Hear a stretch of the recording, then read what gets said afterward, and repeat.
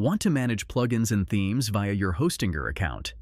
In this video, I'll show you exactly how to do it in just a few simple steps. Don't forget to like this video, subscribe to my channel, and share it with others. First, open your browser and go to hostinger.com. Once logged in, head over to the Websites section from the main menu.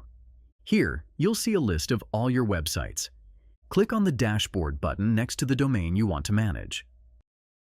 On the next page, go to the Security tab from the menu panel. Scroll down a bit, and you'll find two sections: Installed Themes and Installed Plugins. In the Installed Themes sections, you'll see lists of themes installed on your WordPress site. If any of them need updating, you'll spot an Update button. Simply click it to update. Want to delete any theme?